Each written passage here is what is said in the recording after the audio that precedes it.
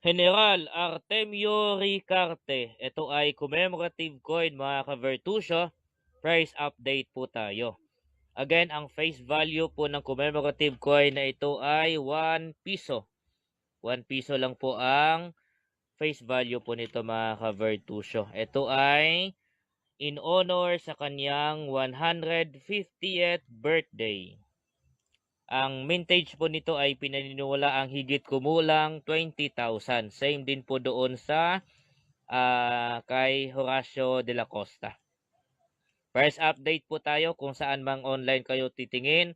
At best recommended ko ay Carousel PH. Ito ay nagre-range po sa 500 pesos hanggang 2,500. Yes, sa mga may hawak po nito, pwede nyo pong ibenta ito hanggang 2,500. Mula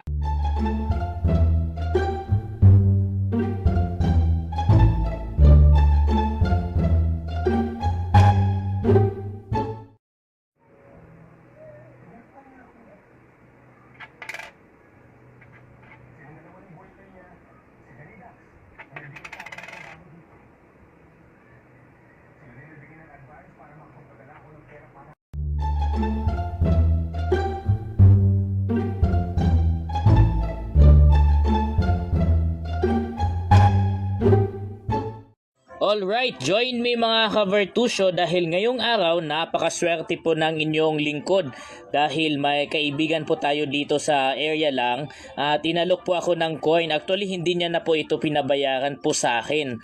At itong coin na ito ay hindi lang basta-basta mga ka-Vertusio po ha. Ito ay commemorative coin na ang bida po natin ay si Gat Andres Bonifacio.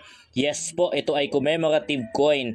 Ang bida po natin ay ang presidente ng Katipunan.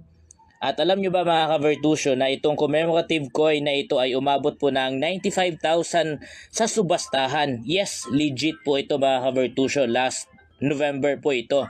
At kung ibebenta po natin online ang commemorative coin na ito, kahit tignan nyo pa po sa Carousel PH, ito po ay 3,000 hanggang 7,000 ang bentahan po nito. At legit po yan. Sa mga may hawak po nito, pwede nyo pong ibenta sa ganon na halaga. As for me, meron na ako. Yan. Thank you, thank you.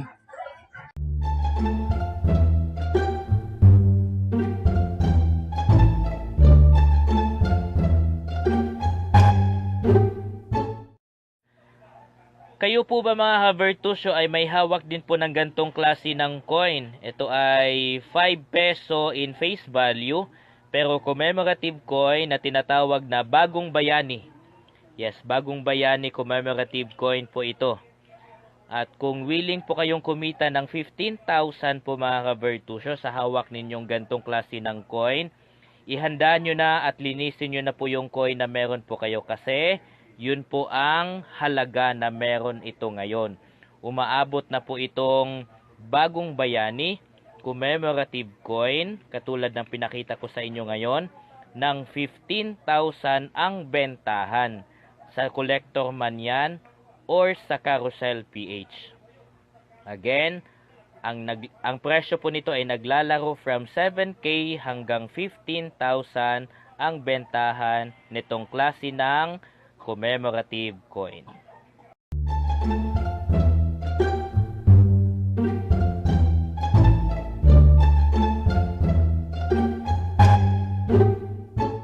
Bagong dagdag na naman sa collection natin mga ka-Vertusio, itong commemorative coin. Mataas na value po ang coin na meron tayo dito mga ka-Vertusio.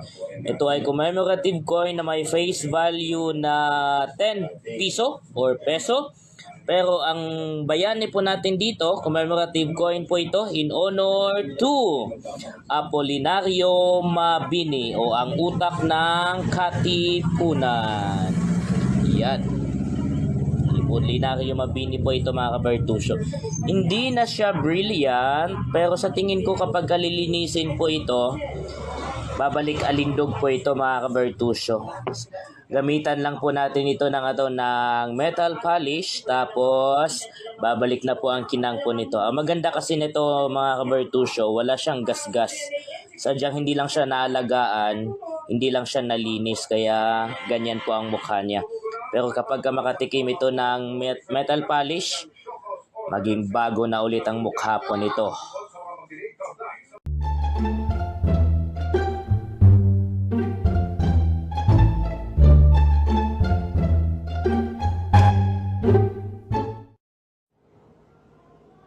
Price update po tayo sa 25 centavos na 1962. Lumang coin na po ito mga ka-Vertusio, very rare to find. Kaya asahan po natin na ang coin na ito ay may mataas at malaking value din po sa market. Ang magiging source po natin dito ay ang Carousel PH na ipapakita ko po sa inyo kung magkano na po ang bentahan ngayon nito. Carousel PH ang ating source. Ayan.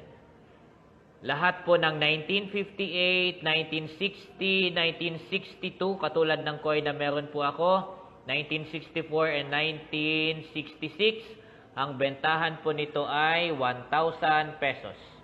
1,000 pesos na po ang bentahan ng coin na ito.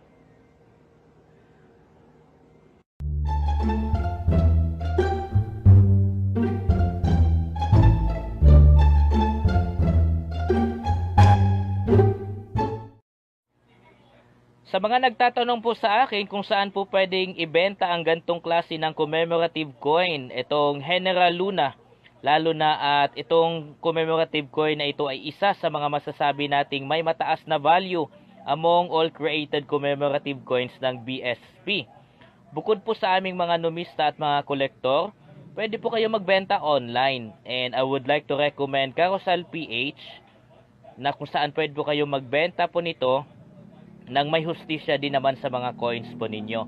Huwag lang doon masyado sa mga nagsasabi na very common coin lang ito or mababa lang ang presyo nito, kasi kapag mabili nila sa inyo yon tapos ibibenta nila ng sa kanila, lugi kayo doon. Kasi ito ay may mataas na value. So pwede po kayong gumawa ng account sa Carousel PH, i-post nyo po ito doon at ito ay umaabot ng 22,000. Carousel PH po yan.